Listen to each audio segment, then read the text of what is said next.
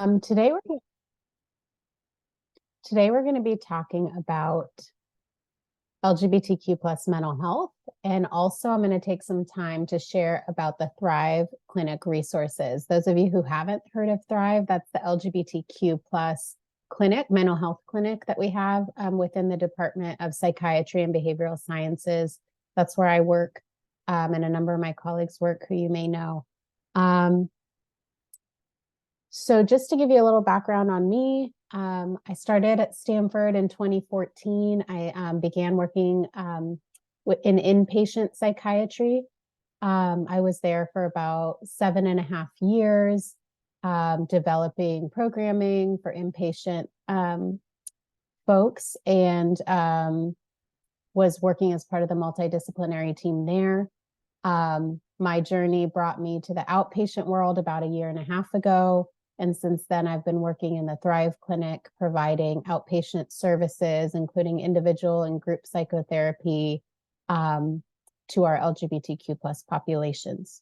And I'll share more about those services when we get there.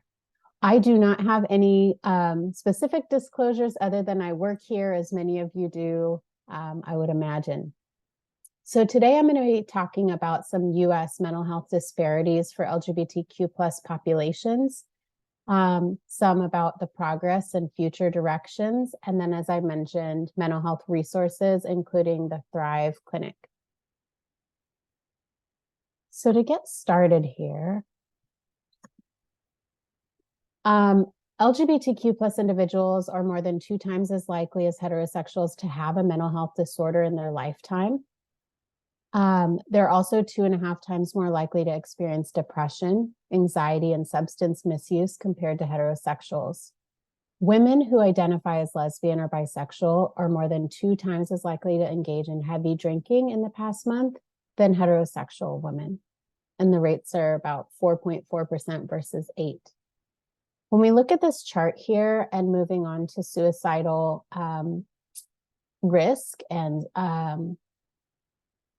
just moving my screen here so I can see it. When we think about suicide, we often think about thoughts, plan, and attempts. So in terms of serious thoughts, LGB adults are more than 2 times as likely to have thoughts. When it comes to a plan, they're actually about 3 times as likely to have made a plan. And unfortunately, when it comes to attempts, they're also about 3 times as likely. It's 1.9% roughly in the US population of like 18 to 25-year-olds. And for LGB adults, it's about 5.4.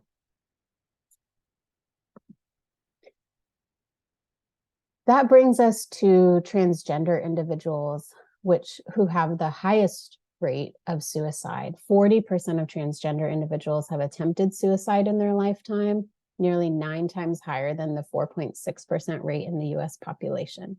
So just a moment to pause on that. When I was working inpatient and we would get trans or non-binary identified patients, really any of our queer patients, but especially transgender folks, the first thing, of course, you never want to see someone in inpatient psychiatry. It means that a major crisis has happened and they're having a hard time. But I also had, given these rates, like some appreciation that they made it through the door, because we all know there's so many barriers to actually get there.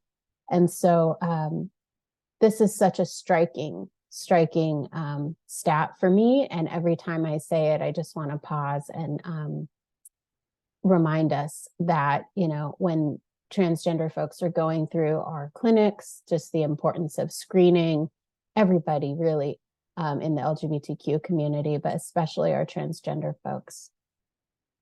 Moving on to LGBTQ adults, older adults, 31% of LGBTQ older adults report depressive symptoms. 39% report serious thoughts of taking their own lives.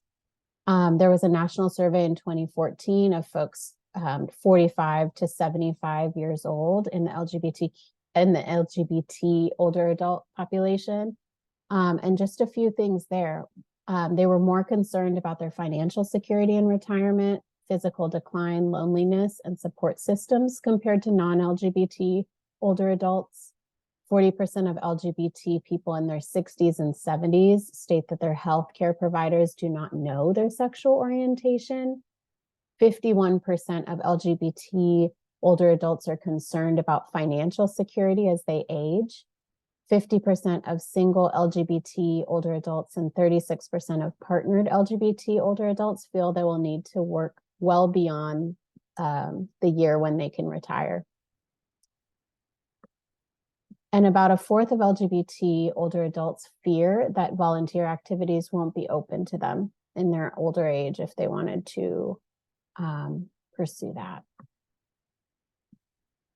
if they shared their sexual orientation or gender identity.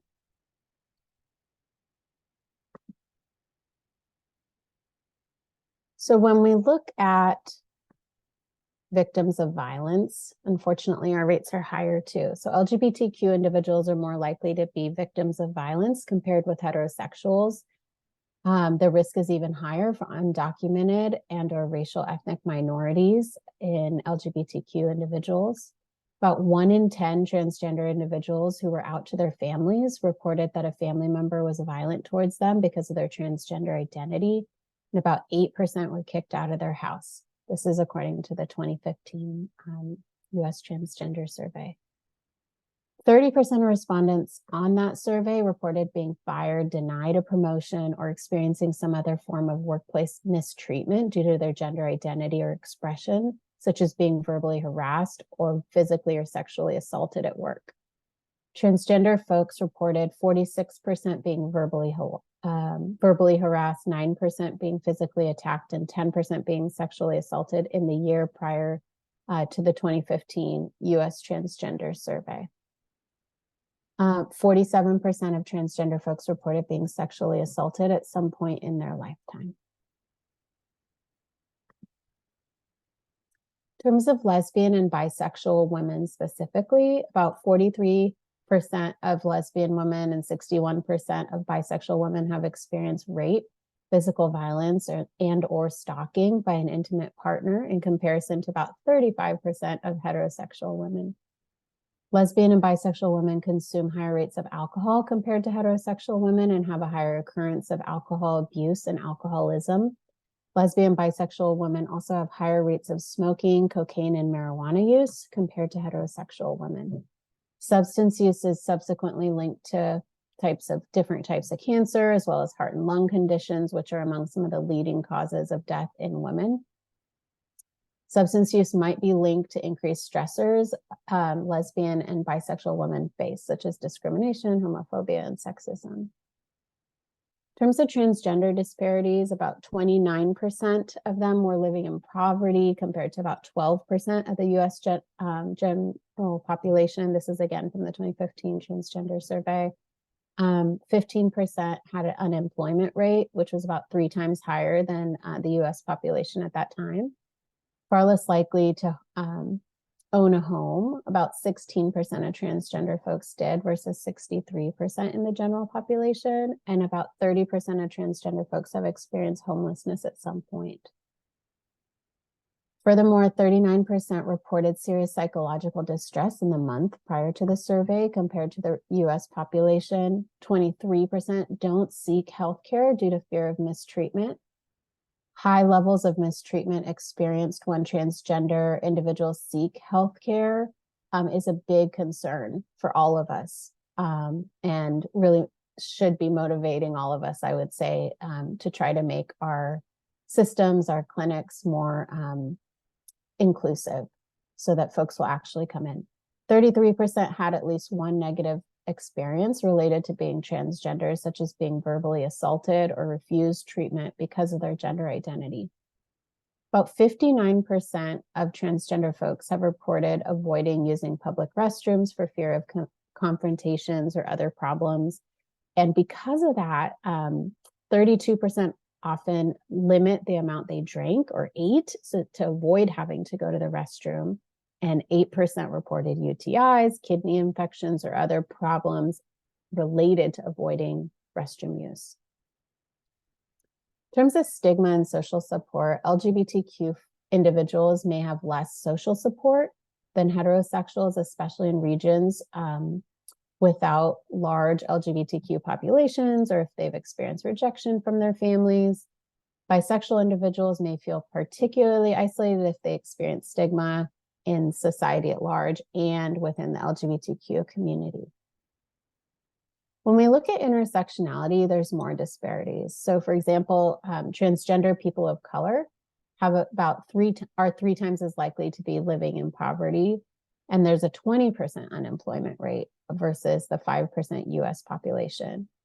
In terms of undocumented transgender individuals, they're more likely to experience economic challenges and violence.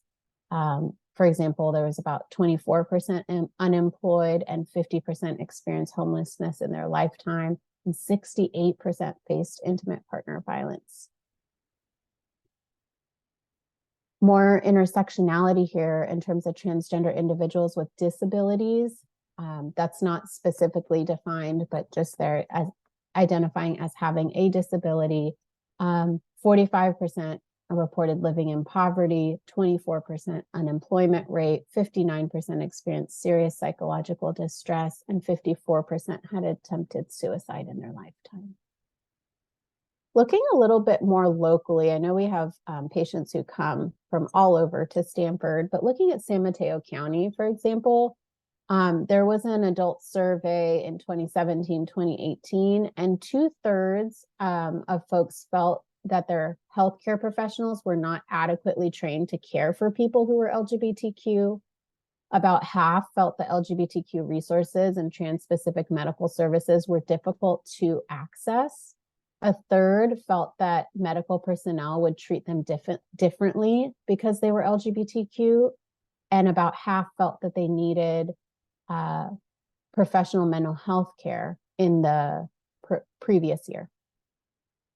When we look at Santa Clara County, so just over the border in 2013, a little bit earlier, 4% of the adult Santa Clara County population identified as LGBTQ, and in Santa Clara County, LGBT adults were more likely to live below 200% of the federal poverty line than heterosexuals adults. LGBTQ individuals comprise 29% of the homeless youth and young adults under the age of 25, and 10% of homeless adults aged 25 and older. Nearly half of transgender respondents in the county, again, Santa Clara County's health assessment, seriously considered suicide or hurting themselves during the past 12 months, which unfortunately is consistent when we look at nationwide at the high rates. In Santa Clara County, 10% of LGBTQ survey respondents were physically attacked or injured in the past 12 months because of their sexual orientation or gender identity. About 1 in 5 respondents reported having been hit, slapped, punched, kicked, or physically hurt by an intimate partner at some point. 3 out of 4 who experienced this violence did not report it to law enforcement. Respondents felt that there are not enough healthcare professionals who are adequately trained to work with LGBTQ people, and more than 1 in 10 reported some type of discriminatory treatment by healthcare professionals in the past 12 months. Nearly half of respondents felt that they may have needed professional help in the past 12 months because of mental health or substance use concerns. So when we see these rates and we see that this is happening in our local counties, and yes, this is a little bit dated, but still in 2013 or 2017, 2018, it's not too far off from where we're at now. I don't think we could say we've done a 180 since then. It makes me really proud to be working here in the LGBTQ health program and with many of you, because we are prioritizing trying to make a difference here and helping patients have a different experience, not only in our local counties, but from whatever county they choose to travel from to come get services from us. In terms of progress and hope, so when the 2015 US Transgender Survey was done, about 28,000 people were a part of that survey, which was a 4-time increase from the respondents in 2008. There was another survey done in 2022. So I'm hopeful that, and I know that more people have completed that. I'm hopeful that we will have an even more representative sample when we get those results. There's also been more awareness of non-binary folks in these surveys, and I think that's an area where they were kind of invisible a bit at times because of the boxes we were used to, even when we were doing transgender surveys and research. And one of the main takeaways that we have here is that when families are supportive, we see lower rates of homelessness, attempted suicide, and psychological distress. So while I don't do this myself in terms of family therapy, I'm a big supporter of family interventions and being able to help families understand our LGBTQ folks, children and adults, and because that's such a buffer in terms of mental health disparities. In terms of future directions, there's so many future directions, and I know many of you are leaders in this area. I think some of the things we could do is better understand the impact of the pandemic on the LGBTQ population. I know there's some research coming out just about general populations about what the past 3 years has been like for all of us in terms of mental health or different things. For example, some people having higher rates of substance use and that type of thing. So to better understand what that's been like for LGBTQ folks, to continue to advocate for legislation to support LGBTQ folks, educate and advocate to reduce stigma, discrimination, and ignorance, work to eliminate barriers to seeking healthcare. This is a really big one. I think there's so many different levels at which we can intervene. It can start with forms, it can start with our websites, it can start with whoever is the face of our clinic, who's greeting people. Of course, education. I know many of us do these annual educations through Stanford Healthcare, Stanford University, Packard in terms of diversity and gender affirming care, but really being able to seek additional opportunities to look at, okay, in my clinic, in my work, really, what can we do to improve? Sometimes a task force or having a point person in your clinic who people can go to when they have questions can be really helpful. So really, in whatever way we can, eliminating barriers. And of course, being able to get feedback from patients and address any concerns that patients may have had or suggestions they have proactively. Making progress in healthcare coverage, such a big issue. I know many of us have concerns about. Continue to promote inclusivity in public spaces. I mentioned forms, making sure that they're not binary or heteronormative. I myself still go to the doctor at times, and like one of my pet peeves, as soon as I see things that I have to fill out that are binary or heteronormative, and being able to help each other with that, so if we see that, being able to talk about it and create spaces where we can talk about these things. Signage for restrooms, etc., in our systems is so important, of course, and having spaces where people feel comfortable to take care of themselves. Include options for gender identity and sexual orientation demographics in research and clinical settings to increase visibility. I mean, as we looked at some of the rates, some people had PCPs for years, maybe decades, and their PCP doesn't know their sexual orientation. And sometimes that's what the patient wants, and that's fine. But I'd be curious, what barriers there were to bring up that information. And also how that can impact healthcare. Of course, we all know that there are specific things that would be helpful for the providers to know around sexual orientation, gender identity, to support the best healthcare possible.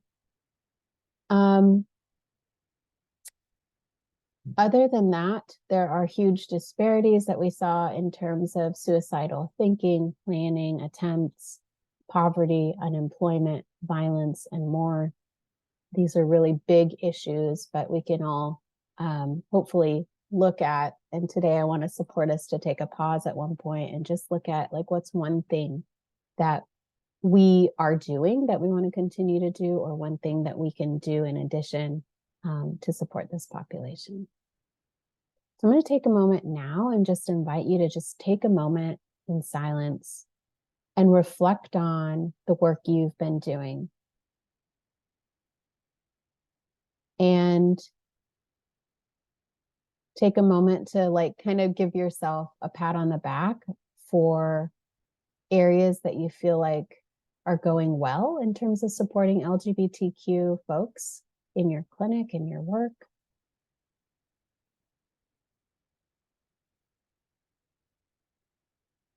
Just really give yourself some acknowledgement there.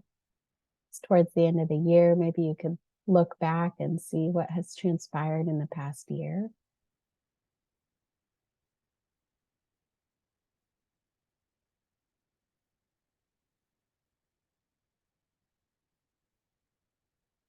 And then taking a moment and thinking, as we move forward into 2024, is there an area that you want to continue to work on?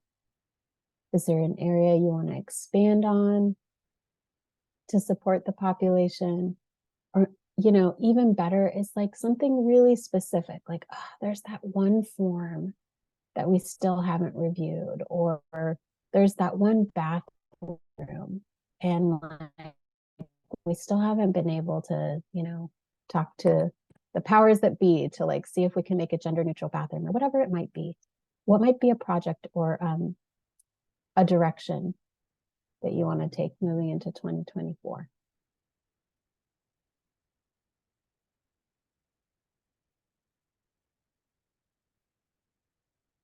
And, I don't know how, if people are on their commutes right now, or just tuning in, or if we can make this interactive, but I just want to attempt to. And just a note that this is being recorded, but, I think if you feel comfortable, I would just absolutely love to hear what comes up for folks as they reflect on the past and the future. I want to hear all about the amazing work you're doing and also some of the ideas for future directions.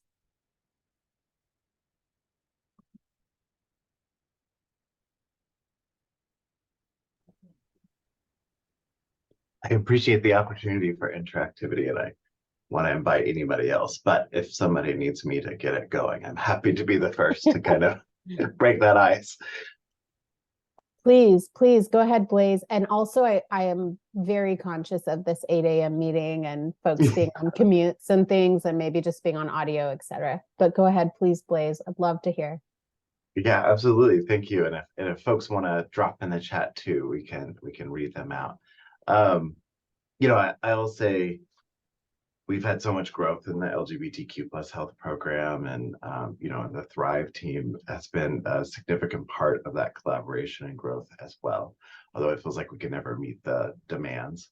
As far as things that I'm really proud of that we've done, I think one of the things I'm most proud of is when we did the photo shoot through marketing to show our community. And I think getting into some of what you talked about in the stats around just, I think those feelings of belonging, like having our own employees be captured in their true kind of, any part of their LGBTQ identity being shown, and that being a commitment of Stanford to use in our own marketing materials.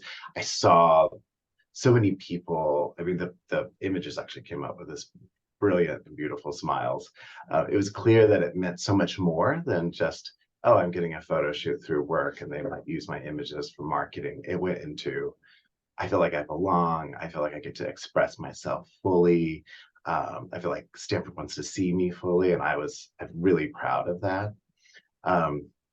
As far as the future direction, and I think you brought this up, we have a lot of work to do in our sexual orientation, gender identity collection, and the use of pronouns. I think, to your point, the structural problems around Are we capturing the patient's name that they want to use if it is different than their legal name or the name on their insurance?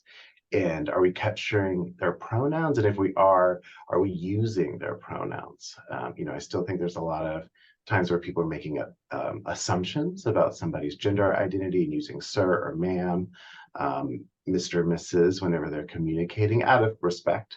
But of course, it's based on an assumption if you don't know someone's pronouns. And I think there's practices that we need to do around getting better at that. And I also think we've got to change the structures in the system to make sure you're seeing the patient's pronouns in their name first off. So those are some of my reflections. Absolutely. I fully agree. Thanks so much for bringing that up. And thank you for spearheading and being our champion here, Blaze, in terms of the LGBTQ plus health program. It's such a privilege to be a part of it. And you've done such amazing things since you've been here. We have good networks, like many people leading this effort. So it's very collaborative. Absolutely. How about others? Is anyone else able to chime in?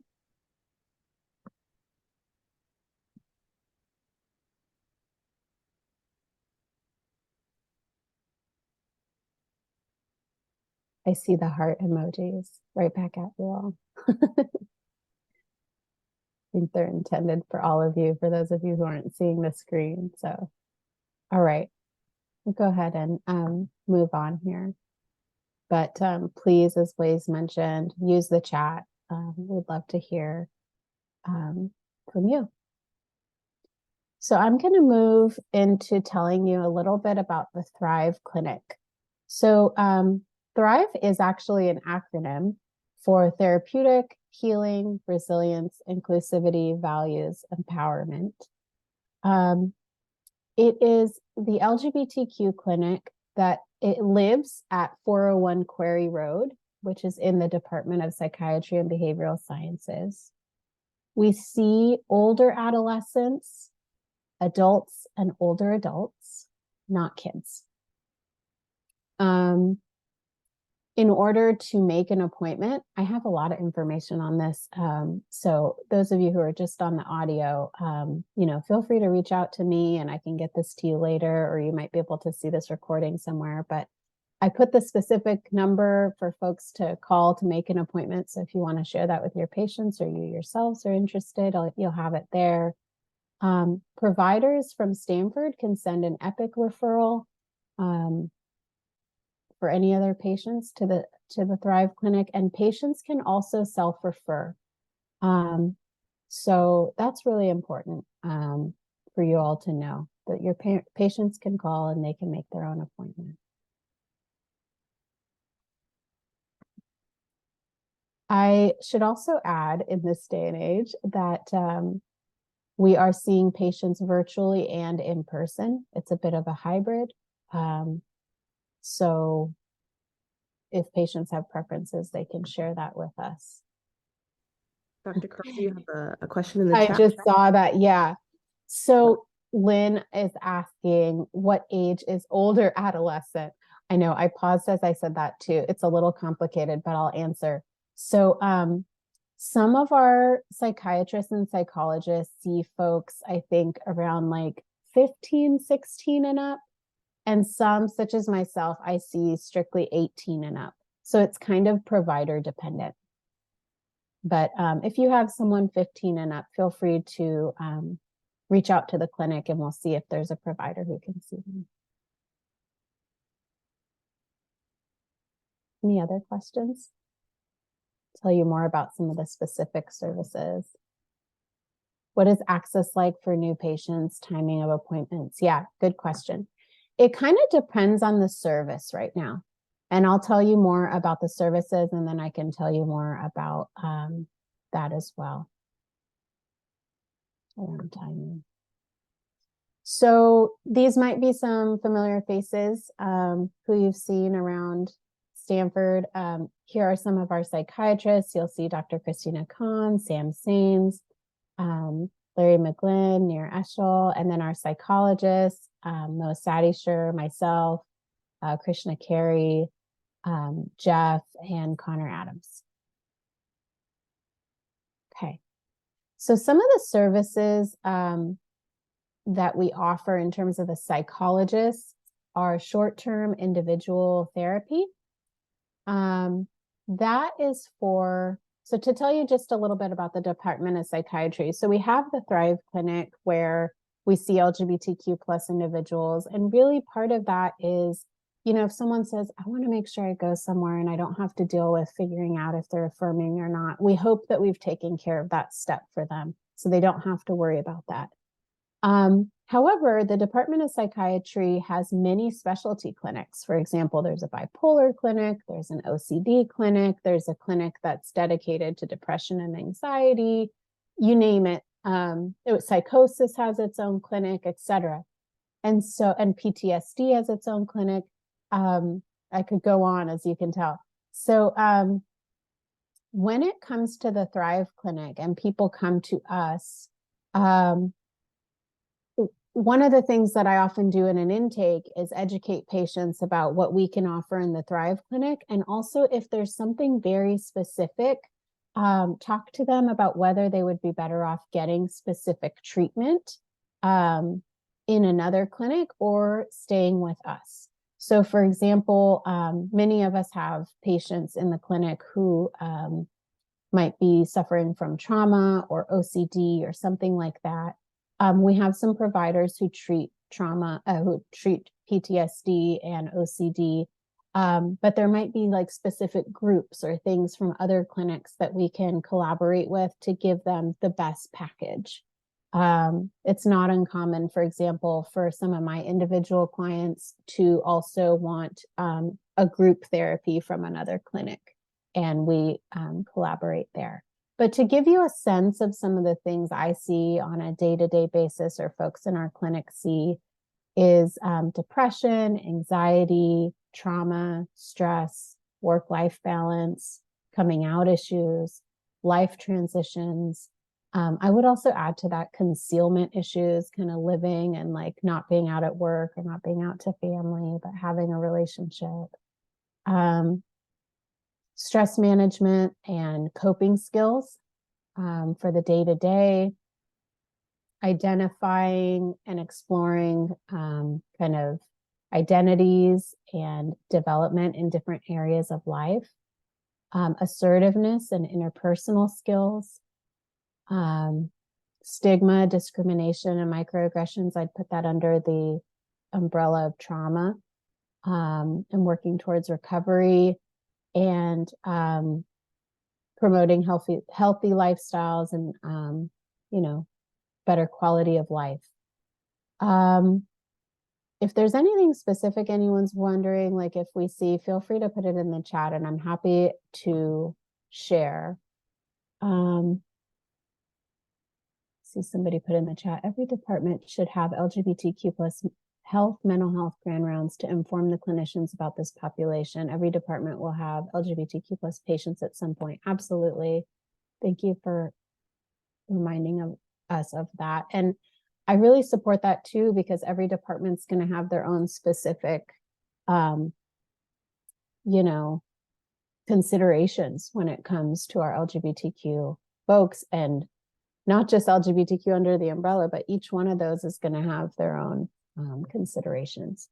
One thing under short-term individual therapy that I just want to highlight since I'm here and I can is that LGBTQ plus family building is a subspecialty of mine. It's something that I'm really passionate about. I started a group for LGBTQ folks who are trying to conceive that is inclusive of all genders and individuals, whether or not they're a gestational carrier. The group is on pause right now, and we're recruiting and hoping to restart it. So that is an area where people can get short-term individual therapy or be a part of that group. And also folks who are trying to conceive, build their families, or coping with having a new one, a little one in their life. We do have individuals who do couples or relationship therapy, if that would be of help. When we talk about short-term individual therapy, that's something that is not really doesn't have a cookie cutter definition. But given the demands of the clinic, and also, you know, the limited clinicians that we have, what we're able to provide right now is short-term, which looks like about 3 to 6 months. And so we share that with patients up front. It's totally valid and understandable that some people might say, I want a therapist who I can see for the next 5 years or more whenever I want to, and establish that long-term relationship. And if that's what they're looking for right off the bat, what we might suggest is a community therapist. So we might link them with some of our partners in the community, whether that's in private practice or other agencies who could do long-term work like that.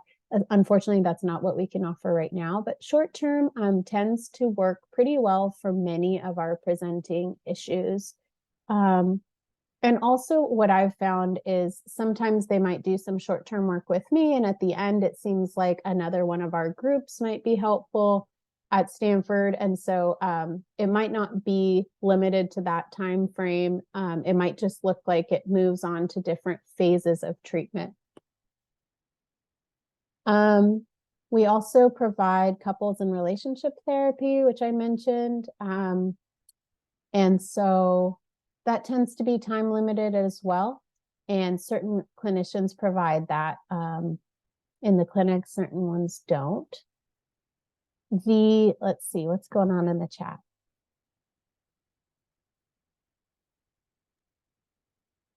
Yes, I work in collaboration with Dr. Mansour and REI regarding family building. And if anyone has been there, you may have seen the flyers that are on the walls trying to recruit for that group. Thank you for mentioning that.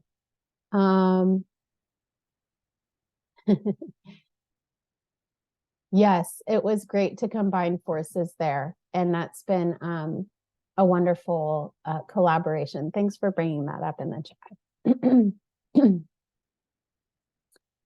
Okay. Nada, I have a Yeah. quick question, but I can also hold on to that if you have No, more please go time built ahead. in later. I know, one thing, and I know that talked about older adolescents, so I don't know that you work a lot with families with maybe an older adolescent. But I wonder, one of the things I hear people bring up the most to me is, how do you talk to a family? And maybe even with older adolescents, you may just be supporting them in conversations with their family when their Yeah. family maybe isn't supportive, especially around gender identity and, being able to access gender affirming care, especially with what's going on in the world right now. What are your thoughts on that? Have you seen anything that works really well or seems to resonate with family members or caretakers of young people who are exploring gender identity and gender expression? Yeah, good question.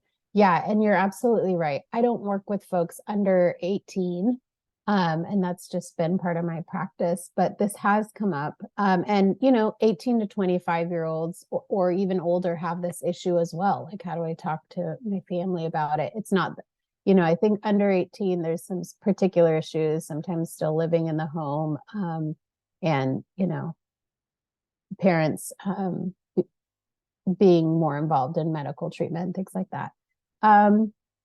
There is some really good work happening, I would say, in many pockets of the Bay Area on this.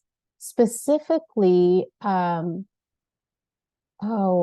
name is failing me, but coming out of, I think it's San Francisco State, I want to say Caitlin, and I'm forgetting her last name, who's done so much research on this. But basically, there has been research on how to talk to family members to help them have some level of support for their child who is, LGBTQ. And so sometimes we have families who really just don't know how, and they really want to. So having some kind of family intervention there would be helpful to help them talk to their child about what's going on for them. Other times we have, the opposite side of the spectrum where there is, for whatever reason, whether it's cultural, religious, etc. There's just a lack of acceptance and the opposite, just wanting to not accept what's going on with a child. And what they have developed is they actually have these flyers that are available, and I'll try to look it up and put it in the chat, that have very specific behaviors that parents can engage in that can help their child. And they have one that's like for more quote unquote, like I think they call it conservative families. And then they have just the regular one. And why there's a differentiation there is that somebody who's having a really hard time accepting their child might have a really hard time looking at some of the suggestions of what to do for their child. But if they are not willing to do some of the things that are really, that a parent who wants to do everything for their child is willing to do, there are still things they could do. For example, without agreeing that being gay or being non-binary is okay, you can still make sure that no one else in the family is disrespecting your child, and stand up for your child. Those types of suggestions are made on these flyers, and I'll have to find it. I'll put it in the chat. But they've done some really good work. And what I loved about that, and I went to one of their trainings, is that it was so easy to take it into clinical settings. So if you are a clinician, to be able to print those flyers and put it in front of the parents, if that feels appropriate, of course, use your own clinical judgment. But to be able to talk about like which one of these things might be feasible for you and for your family. Thank you. That's so helpful and great information. Yeah. That's such a good approach too. I like that. Yeah, it's not one size fits all, which I like about it. And I'm trying to get out of my screen so I can Google that and share that with all of you before the presentation ends. Let me stop share for a minute, and so we can all see each other, and then I'll go back. Any other questions? Let's see, something about the OB/GYN DEI patient care working group is posting inclusion statements in our clinics with small, various LGBTQ plus flags. Of course, this is Stanford, so the statement flyer needs to go through the forms police first. Yeah, I bet. But that sounds like great kind of visibility there too. Wonderful. I also noticed, I mean, there's so many things that have happened in the last few years, right? Like I noticed one of my providers having like something behind their badge that had their pronouns. And I was like, how did you get that? I don't have one. And I work in the I work in the Thrive Clinic, and I was so excited to see that. Yeah, there's been a lot. Wonderful. So any other questions as we're just talking here as colleagues?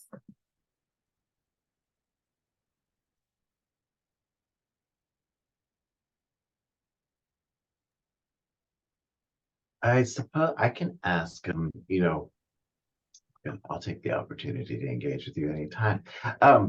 What do you see, where do you think you'd like to see the Thrive program grow and expand? Or do you feel like there's, I guess that question that you asked of us earlier, but for you, is there a future direction that you feel like there's a gap or need that we have that we're not meeting?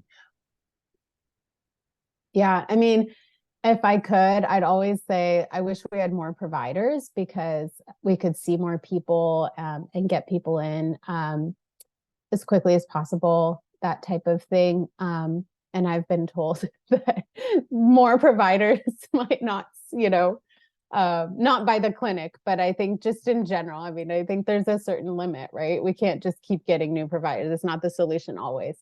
But the other thing that might really help with this that I would really like to see, and I hope to work with colleagues on, is to develop a training program within Thrive so that one, when we have trainees, we will be able to see more patients, but also we can develop the skills in the future generation to go on and do this work, whether they stay with us or they go out in the community in the world somewhere else. I think that would be where my efforts are. That's great. And do you see that being like a fellowship program or a different type of a training approach? Yeah, I think since we have psychiatrists and psychologists, we could do practicum, we could do postdocs, we could do fellowship, med school. We've had med students come, and we already have had these things, but I think to make it even more robust. And, right now, people might come in and do a rotation with us. It may or may not be their primary clinic, but to have people there for more hours and doing more of that work. The other thing that I absolutely love, and I appreciate someone acknowledging it in the chat, is that these cross-clinic collaborations are really important and special to me. And so, for example, like I've been asked to go and do presentations to different departments, because often when they get like a trans-identified patient, they're like, oh my gosh, we didn't know what to do, and we didn't know which, pronouns to use or whatever. And people get shaken up. And so being able to do that and have like cross consultation, or like if someone has a patient and they're like, hey, what mental health considerations should I have? I really hope that we can develop pathways where we can consult with each other and use each other's expertise. So even like if one department wants to ask another department, hey, will you look at my forms and give me like a fresh eye on this? Because I've looked at this 10,000 times and I can't even tell if it's heteronormative or not anymore. Those types of things, like to be able to like walk in, and many of us have done this, right? Because some of us are patients and providers here. You walk into a clinic and you're like, oh, like, I wonder if they know this, because, but to be able to do that as providers with each other. Okay, so I did find the resource that I was talking about and putting it in the chat. You do need to explore the website a little bit, but it is through San Francisco State University. It's the Family Acceptance Project, and they've worked with a lot of like teens and families, and you'll get a wealth of information there, as well as resources. If you go into, I think you have to go under posters. Yeah, go under posters. You're going to see what I was talking about in terms of interventions. And there's English, Spanish, American Indian posters, Chinese. I think they've expanded this since I last looked at it. This is amazing. Chinese, Hindi, Japanese, Korean, Punjabi, Tagalog, Vietnamese. Wow. So yeah, just see if that might be anything from their program might be of use there. So I'm going to tell you a little bit more about Thrive. Let's see here. Okay. We offer group psychotherapy, and I'm going to tell you a little bit about the current group. So I mentioned that I have the LGBTQ plus Trying to Conceive group, which is we're recruiting currently. If you're a provider, you could send an Epic message to me. You can send me a secure email with the patient's, MRN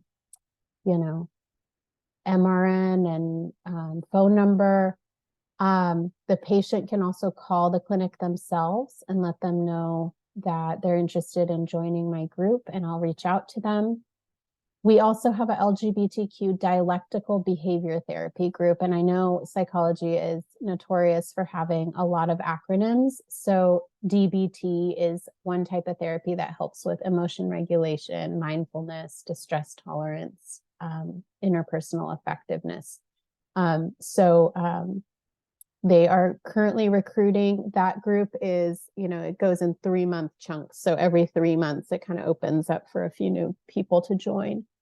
There's a transforming gender group who my colleague Krishna Carey is taking on, and that is a short-term group too. I don't know if it's about 10 or 12 weeks or so, and it rotates, and there's always new space. So you can always refer there.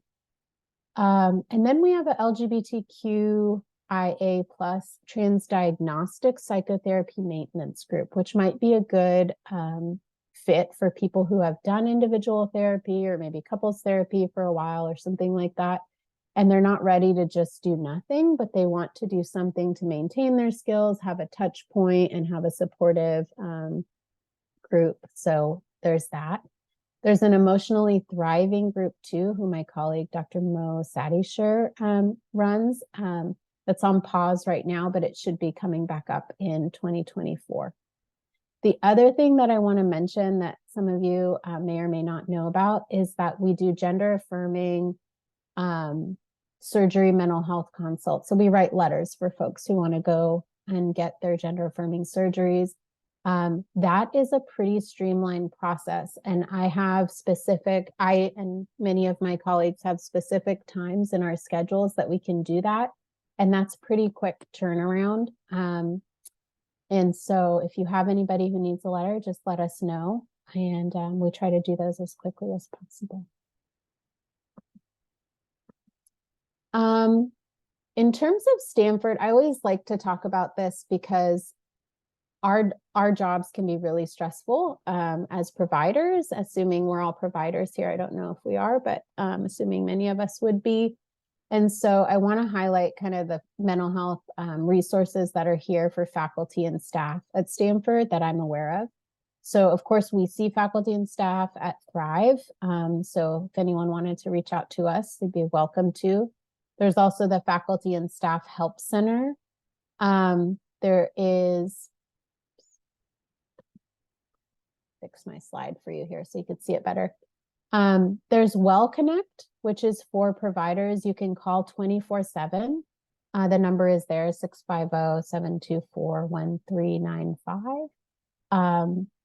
And their job is to link you or any provider with the resource that would be helpful given the situation.